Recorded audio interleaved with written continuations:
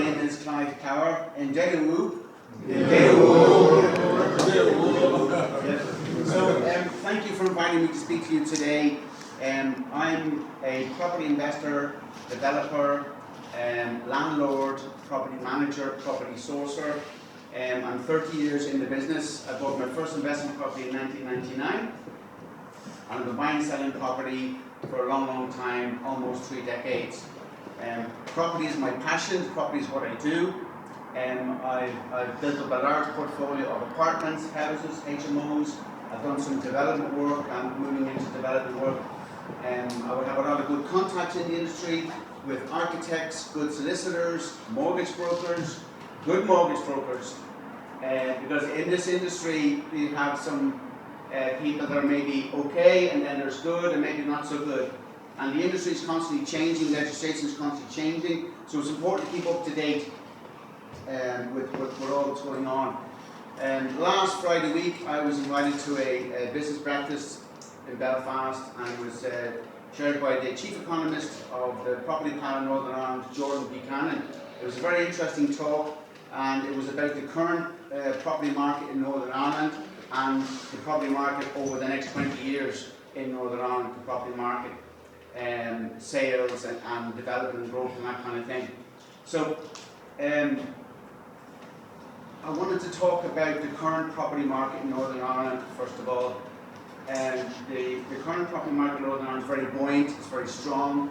There's a lot of demand for property, not just Northern Ireland, but the Republic of Ireland, all over England, the UK pretty much.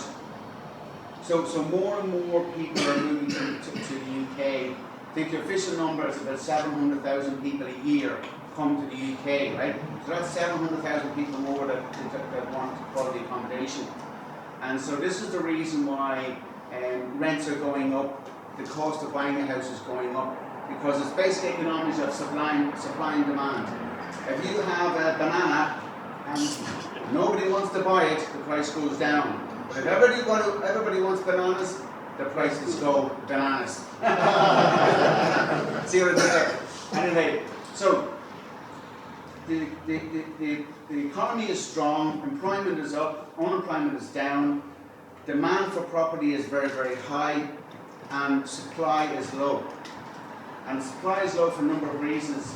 The first-time buyers market drives the industry. First-time buyers, because they buy typically the first, the three-bed houses. And so the people who are in the 3-bed houses, they go up to the 4-bed houses. The people in the 4-bed go up to the detached, and that's the ladder goes up, right? But if you've nobody, if young people, couples who are buying first-time buyers, they can't get a house, that kind of slows things down. There's a number of factors over the last couple of years that have affected it. We've had COVID, which was a big issue, and then we've had war and instability around the world, and economies are unstable. And when economies are unstable, people sort of they step back and they don't move forward. But moving forward in Northern Ireland, particularly, now is a good time to purchase property, because they forecast over the next 20 years, demand is going to get higher. Properties are going to become more in demand, and prices are going to continue to rise. Because a lot of people are saying, oh, I'll just wait and I'll sit and I'll not buy and I'll just see what's going to happen. And 2 years goes by, 5 years goes by, and property's gone up 20%. In the last 10 years in Northern Ireland, property has gone up, last year alone about 10 to 15%. The property is going up and up and up because the demand is high. Another reason why demand is high is because there's a shortage, and there's a major problem in Northern Ireland with the planning and with particularly the what they call discharge effluent into the system. So they can maybe build the houses, but they can't have the water system.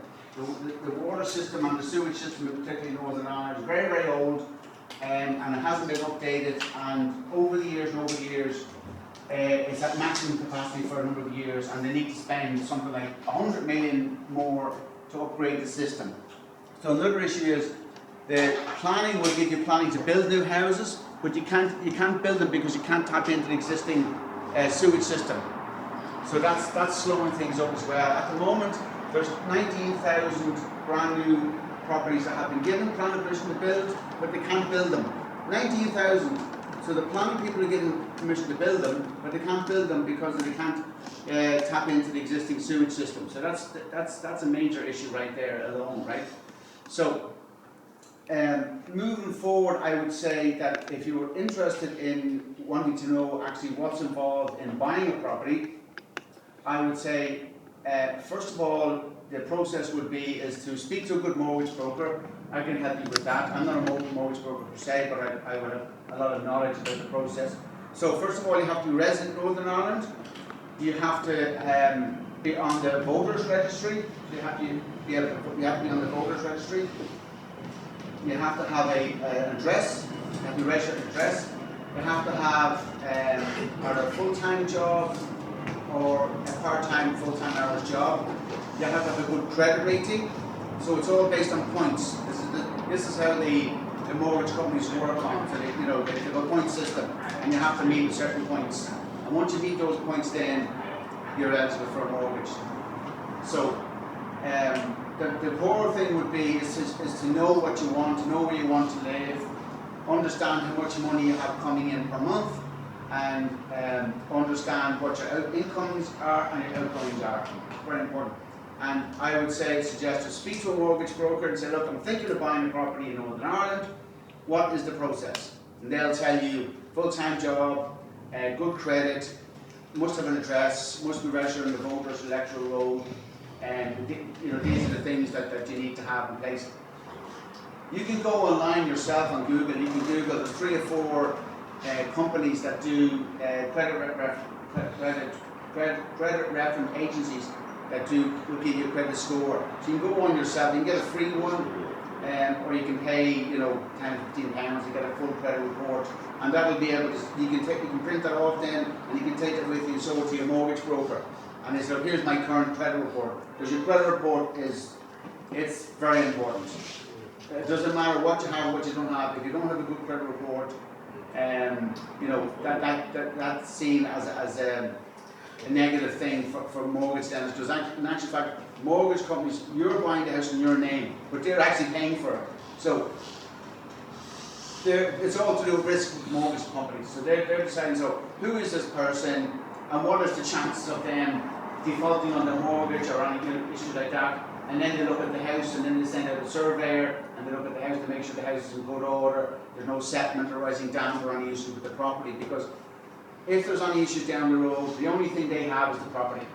So that's where their money is tied up, that's their insurance is in the property. So I would say, yes, certainly speak to a mortgage broker. I'm happy to give you a call or send me an email or speak to you guys at any later stage, and I can meet you for a coffee or a chat and get more into detail about it. But key point is that Northern Ireland is really catching up with the rest of the UK. In the UK, you have 68, 70 million people. You have England, Scotland, Wales, and Northern Ireland. And in England, you have London alone is 14 million people. So south of England, you have London and surrounding counties, and then Northern England, then you have Wales and Scotland and Northern Ireland. And Northern Ireland was like the lagging cousin catching up with the rest of the UK, but they're more than making up for it now. Like last year, in the whole of the UK, property increased in value in Northern Ireland more than anywhere else in the UK. In Northern Ireland, I think it was 12.7% or something like that there. So basically, you bought a house 12 months ago and you paid 100 grand for it. This year, you're worth 112,500, something like that there. So it's constantly going up and up and up. If you are thinking of buying a property, it's important to understand the processes and how you can buy a property. So I'll give an example, a thing called creative financing. Say 4 of you guys, or say a combination of 4 people to come together and say, maybe friends or 4 people, it could be 2 couples or 4 guys or 4 girls or whatever. You can come together and say, right, we found a house we like, it's in our budget, and you can buy that house together and have your 4 names on the deeds of that property. So people think, oh, just one person, I can't afford it, or another person, 2 people together. But you can have 3 or 4 people, or maybe more together. So they will contribute to the deposit. Typically when you're buying a house, let's say it's £100,000. As a residential property, you have to put down 10%, so that's £10,000. Then you have a mortgage of £90,000. and you'll have that over usually about 20 years, but 30 years now is quite common now. 30-year mortgage is quite common now. And the payment per month is a combination of the interest and the repayment. So it's usually double. So if you borrow 100 grand, you're going to get back 200 grand over 20 years. So, and at the end of that 20 years, hopefully you'll have paid off. If you can actually pay 10% more per year of the mortgage. So if your mortgage is £200, you can pay another 10% of that there. So 20, so it's 20.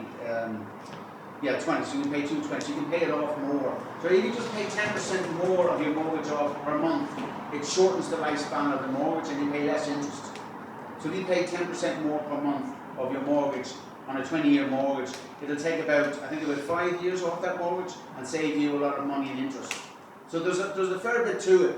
And I would say that when people are talking to you about mortgages or whatever, you know, who are they talking to you? Are they experienced? Do they know what they're talking about? Are they doing it on a daily basis? Because you have a lot of people who are experts, but armchair, we call them armchair experts. So it's important to understand the information that you're receiving that is coming from, you know, people who are doing it, understand what you're talking about and are doing it. I've bought apartments, houses, I've had HMOs, I've had property in Italy and Portugal, and I've had a lot of property, so I'm used to, you know, negotiating with mortgage brokers, insurance brokers, architects, accountants, solicitors, and that kind of thing, so I'm quite experienced with that there. So just be mindful of who's giving you information, you know. So I would say Northern Ireland is a great place. It's a great place to live now. There's a lot happening in Northern Ireland. There's a lot of investment. There's great infrastructure. There's great schools. It's relatively cheap to live here, generally speaking, compared to London. I mean, it's just, you forget me, that's just like day and night. But you know, it's not an overly big place, but it's a nice place to live. It's got great facilities, great schools and hospitals. You know, it's a great place to live.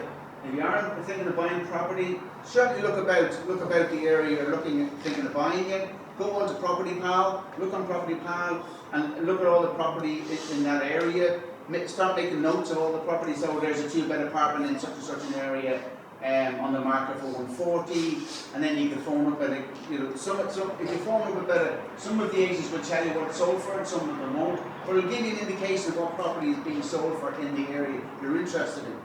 So that would be the first thing, you know, to look at property in the area, speak to a good mortgage broker, so get your credit report, that kind of thing there. But I think, you know, certainly consider purchasing property in Northern Ireland moving forward. There's good value. There is good value here. You can start off something small, a wee 2-bed house, 2-bed apartment, 1-bed apartment. You know, you can get some good property in Northern Ireland.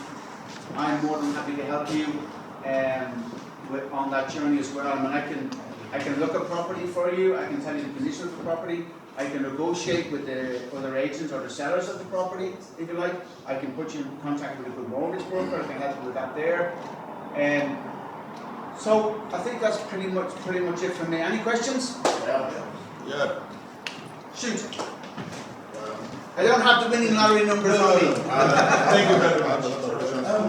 You have given us here, but somebody like me or some of my colleagues are interested in buying property.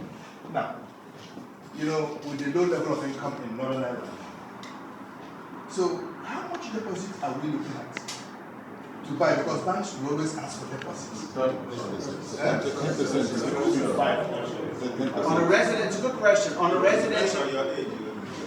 residential property, meaning if you're just buying a house to live in or an apartment to live in, that's called a residential purchase. It's a 10%, the bank's like a 10% deposit and then mortgage 90%. Okay? There is another government initiative where you can get 100% mortgage. I sold a property to a couple there a while ago, and both of them working, and they got 100% mortgage. So this was a 3-bed bungalow in a nice area, and it was £195,000. That's the maximum you can get on this government scheme to get the rent to buy scheme. There's a couple of names for basically you can get co-ownership. Thank you, my friend. Thank you. So yeah, co-ownership, you get 100% mortgage, so you don't need any deposit. Now, your payment is slightly higher because you didn't put any money down, so you're financing more. But you can get 100% mortgage, so meaning you don't need a deposit. So, you know, a good mortgage broker, I can recommend a very good mortgage broker, can talk to you about that.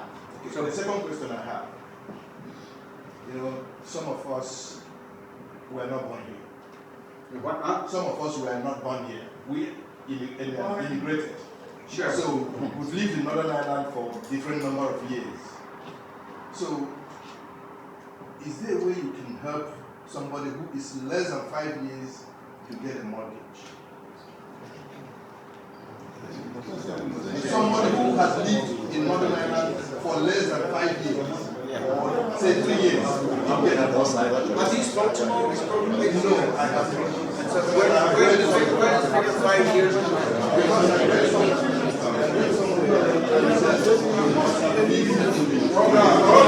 There is somebody stuck in place. So the question is, he's asking about he thinks that he read somewhere you have to live in Northern Ireland for a minimum of 5 years before you can apply for a mortgage. I don't think that's actually correct. I don't think that's actually correct. At the moment, I'll just give an idea. Mortgage companies call their mortgages products. They call them products. And there's somewhere between 2,000 and 2,500 products on the market at any one time, right? So there's a fixed mortgage, there's a variable mortgage, there's a tracker mortgage, there's different kinds of mortgages.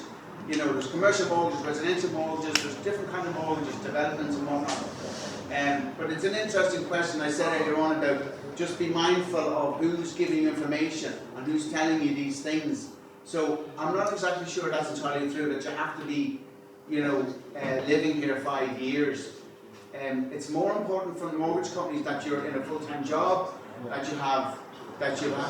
must have an address, and your credit rating must be, you know, even if you have a couple of missed telephone bill payments or whatever, that is not the end of the world. But you have to be resident here, you have to have an address, you have to have a job, and you have to show that you're able to pay back the money. So if you're buying a property for £100,000, you pay 10% to £10,000, or let's say there's 2 people and they put down £5 grand each, or 4 people they put down £2.5 grand each. So the 90 grand mortgage is, let's say, £300. They're more interested in can you actually pay this back? Can you pay it back? 3 years, 5 years, 10 years, that doesn't really matter. Can you pay it back? Add something to what you said. I know some people, they live in England, they never lived here for 1 year, and from England they bought property here and they moved here. So it's more like down to the affordability factor and your immigration factor. If you are a UK resident or citizen and you can afford, you can from Scotland buy a property here, even if you haven't lived here for 2 months. You misunderstood my question. I said, if you were in UK and this is not right, you must Okay. Let me clarify that. I've got some other questions here. Yeah, now, thank you very much for coming. We appreciate that. Now, before we talk about buying house here, I think the first question we need to ask is the guarantee as a black man buying house in this country. Now, I want to ask you, what is the guarantee are you giving me as an African buying house here? You know, going with the uproar